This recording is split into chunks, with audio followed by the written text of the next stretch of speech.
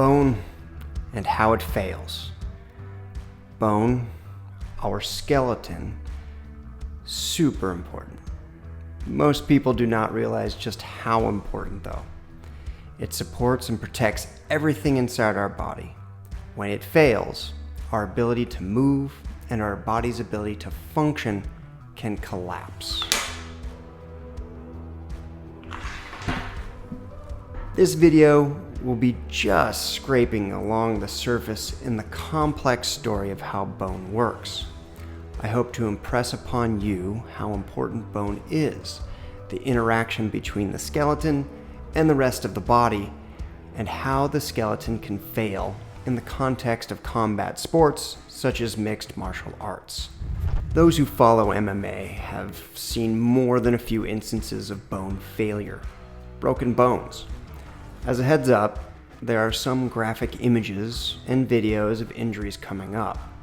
Two of the most famous broken bones were Anderson Silva versus Chris Weidman in UFC 168 and Antonio Rodrigo Nogueira versus Frank Mir in UFC 140. Two very severe injuries that ended their respective fights. Fortunately, these injuries did not end their careers. Props to orthopedic surgeons. So back to bone. Bone does more than act as a frame for our bodies. To go along with the analogy of a skeleton being a frame to a house, imagine if the frame of your house provided chemicals that kept the electricity and plumbing working. Also imagine if the frame of your house allowed for the house to move from one place to another and actually get stronger the more you moved. Now imagine the frame of the house could repair damage and even remodel to more efficiently deal with forces affecting it. Sounds pretty remarkable, but your skeleton does all of this and more. Without the structure of our bones, we would be something similar to a jellyfish out of the water. But bone is also our body's storage site for calcium and phosphorus. Without these minerals, the heart does not work, nerves cannot send signals, kidneys fail, the list goes on. The metabolism of our skeleton also contributes to the maintaining proper acidity of the blood and is a source of important growth factors. Additionally, blood cells are made inside of our bone. Without these cells, we cannot transport oxygen throughout our body or fight infection. The structure of our bone is not set in stone. Bones are living, breathing organs that are constantly changing. A grown adult skeleton is turning over 7 to 10% a year, and way more than that in growing children. The average adult will have a new skeleton every 10 years or so. Since bone is part of many metabolic pathways, contributing calcium and phosphorus, the body is constantly breaking bone down and building it back up. When the body is building the skeleton back up, it builds it back in areas that it is needed the most. These are the areas where more stress is put on it. Our ability to build bone is affected by our health, our nutrition, our age, and our activity level.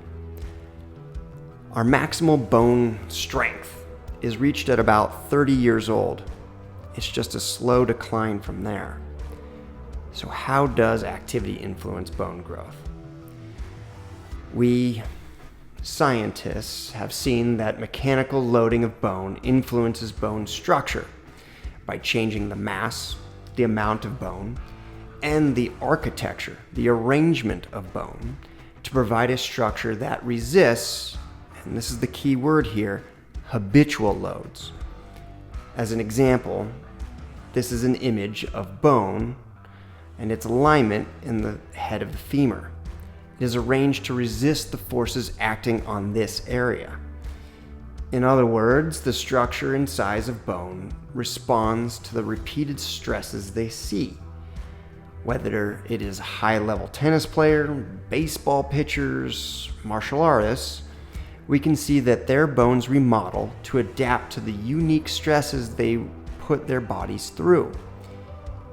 Here's a famous Muay Thai fighter, Buakaw, who has applied years of conditioning his skeleton to his craft, versus a banana tree.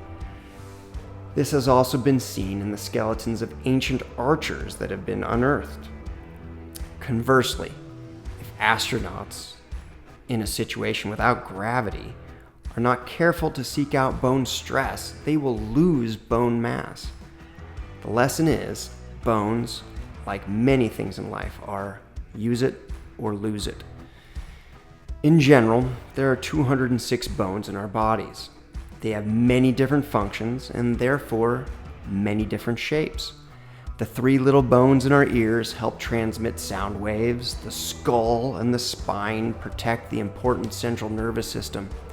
The femur, or big bone in the thigh, is the biggest bone in the body, and it keeps us up and able to move.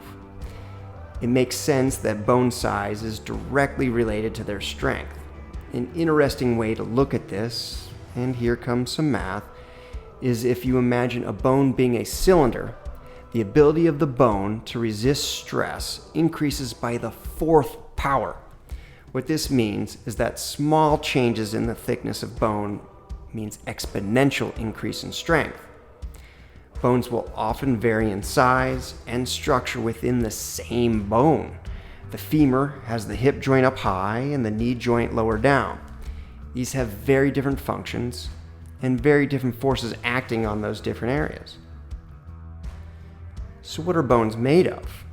Its exact contents varies by age, health, function of the bone, etc. But in general, bone is 5 to 13% water and fat, 50 to 70% a combination of minerals, calcium and phosphorus, and 20 to 40% of proteins such as collagen, making an organic matrix. This organic matrix provides a bendability to bone.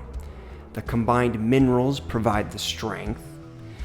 The overall structure of bone is something similar to reinforced concrete.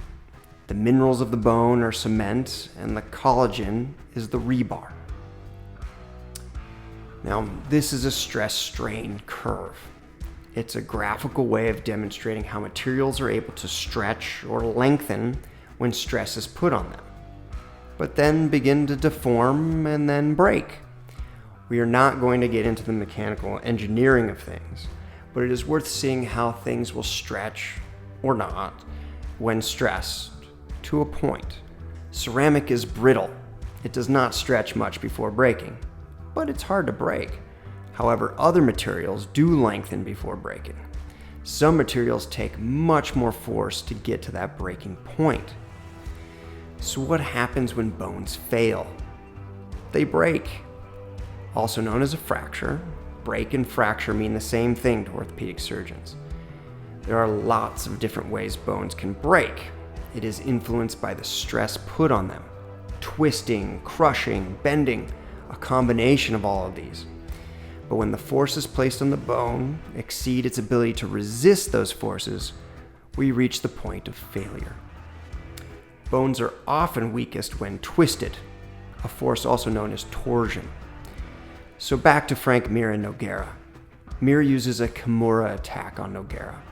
This causes tremendous twisting forces on the humerus, the big bone in the arm.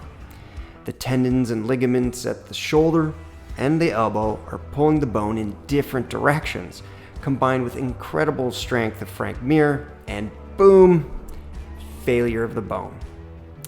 This type of injury is certainly seen in mixed martial arts and Brazilian Jiu-Jitsu, due to submission holds like the Kimura or something similar like the Americana.